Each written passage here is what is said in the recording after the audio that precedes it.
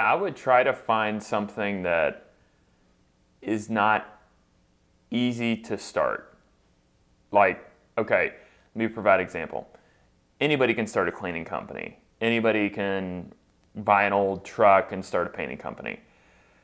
But if you can start a business which requires you to have a little bit of expertise, you're not going to have as many people, like, okay, I would say real estate agents, right? You can make a ton of money in real estate as an agent.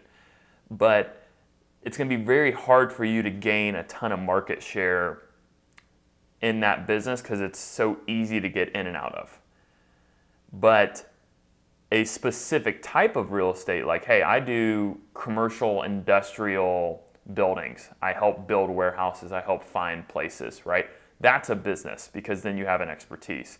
So I think you're going to be able to find a lot more success if you find more of a niche.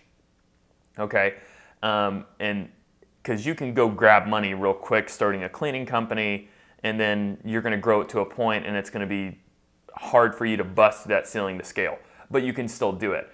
I just know from my experience starting an insurance agency that required a little bit more expertise, we've been able to have more success just because there's not as many competitors. Now there's competitors, but for you to get an insurance license, it's going to take you 4 to 5 months, and then you got to learn all that. It takes so long.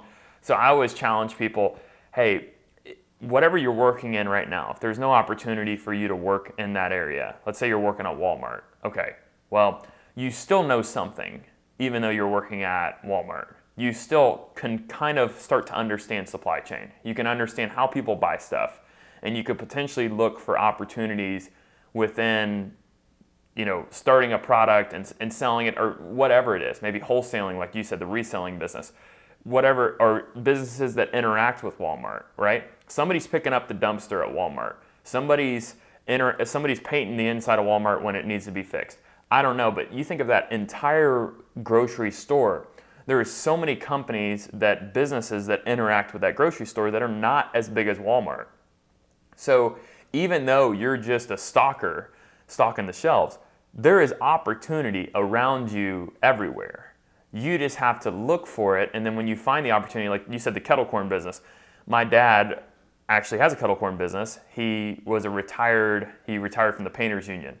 So he had to go into a completely new occupation because he was in the union. And when you retire from the union, you can't go back and continue to do that. So he found kind of a more niche, and he had to learn it. He had to learn how to pop popcorn, do it the right way.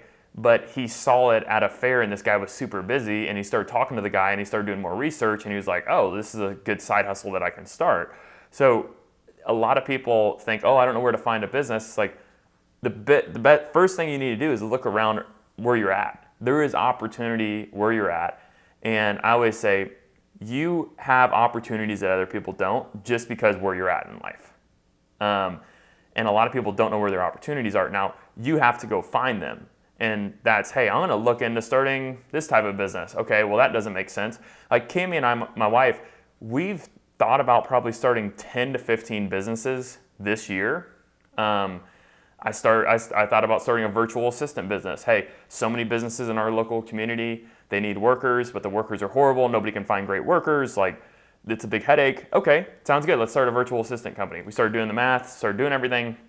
We were like, we don't really like the liability. What if the virtual assistant who's from India steals information and we're liable? Okay, we get sued for everything. It's like, okay, well, tear down a business before you start it. I always say, bankrupt a business, tear it down before you start it, and then you're going to go through this process and just cycle it and leave the emotion away. Business is not emotional. It is purely just money and running it and running the scenarios and saying, okay, what's my risk with this? How can I minimize the risk? Where's the opportunity? And that's where I see most people be successful is looking for opportunity as opposed to forcing their thought or business idea into the marketplace.